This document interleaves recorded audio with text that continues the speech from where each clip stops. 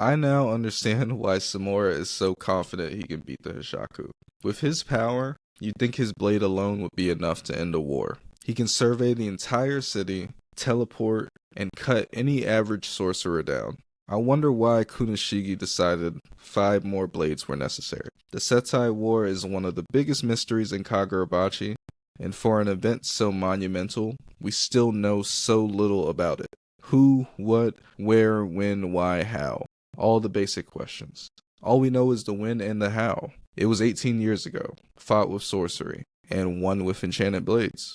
We don't know who Japan fought against. We don't know what they were fighting for, where the battles were, and why it got to the point of war in the first place. We do know the public was taught that the enchanted blades and their wielders are heroes. Samura is 100% sure that's not the case. He wants to kill all the wielders, including himself, because they're all guilty. But here's what's weird.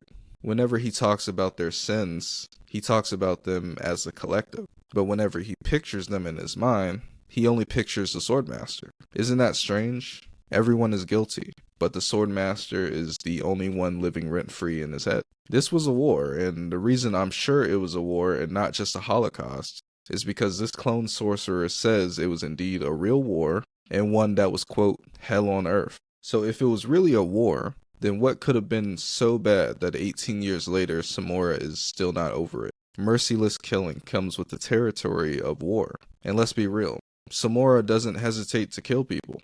We've seen him kill about 50 people in just this one arc, and one of them being his student and friend. With great power comes great responsibility. I think Samura, the other wielders, and the Kamanabi let the Swordmaster do something that took it just too far.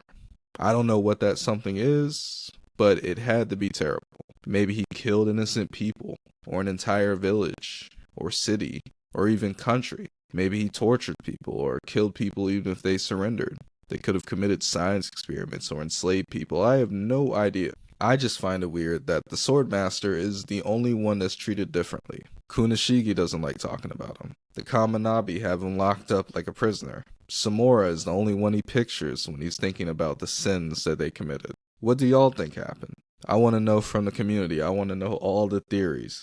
I find this interesting. Very interesting. The only other mystery in the story that I think gets as much interest for me is why Kunishigi created Enten. Also, I am still giving away copies of Kagurabachi Volume 1. The first person to comment up, and away will get a copy for Christmas. Like, comment, subscribe. If you want to hear a specific topic, Cash App $Weekend Weebs. Peace out.